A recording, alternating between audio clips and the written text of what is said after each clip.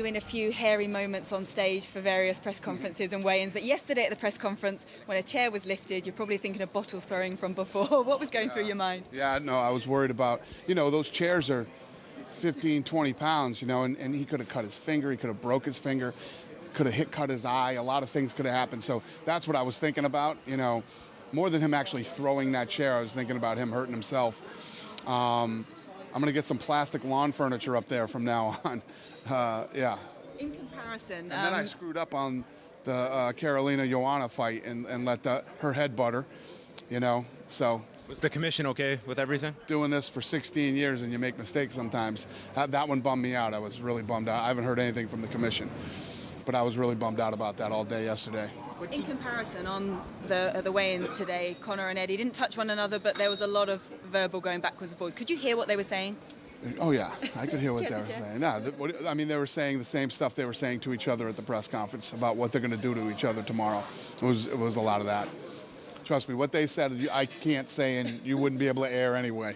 Do you have any indication, I'm sure you do, trending-wise for pay-per-view? I mean, you've had some blockbusters this year. Can you just comment on what the expectation level is for 205? Yeah, we broke the all-time gate record for UFC, for MSG. Today was the biggest weigh-in ever. I expect it to be the highest Fox Sports 1 prelims ever. I expect it to break the Fight Pass record and hopefully pay-per-view too. As UFC president, are you enjoying all this beyond the pressure with all the changes in UFC?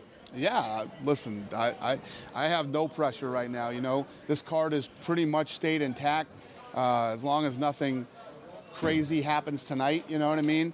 So I'm enjoying it. I'm actually relaxed and taking it all in and having fun this week. So is it intact? Kelvin Gastelum out for Mexico and Latin America, big hit, right? Yeah, he'll never fight at 170 again. That was his last chance at 170.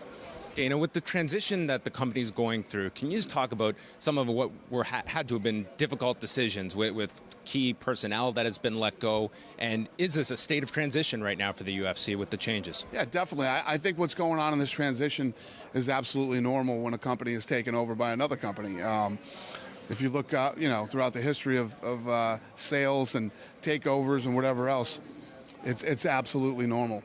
That's how it goes. Has your role changed at all? No, I'm still doing. My role's changed, and I'm doing more now because Lorenzo's gone. Lorenzo and I used to. He used to do all the stuff that he liked to do, and I would do the stuff that I like to do. Now I got to do all the stuff that I like to do, and a lot of stuff that I don't like to do. We do have 3 title fights to look forward to. Our co-headliner, of course, Tyron Woodley and Stephen Wonderboy Thompson. Surprising that Woodley's getting a lot of boos out there, and that Wonderboy is actually the favourite for this fight.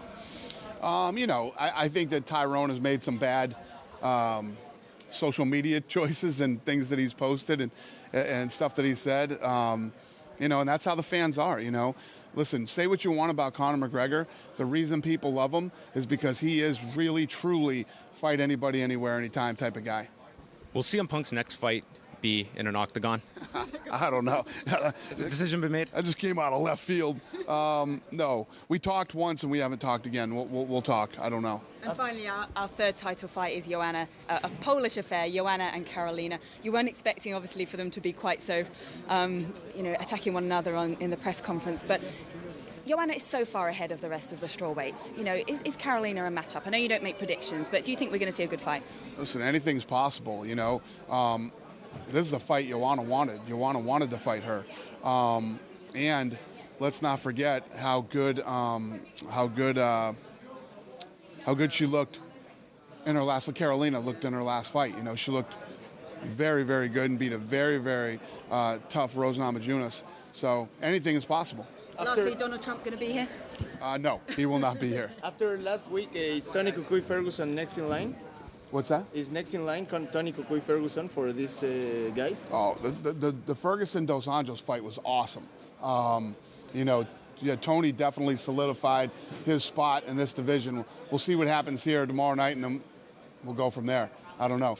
It depends. Are these guys going to come out? We'll see how it plays out. Do you have some good news for Mexico? Nothing.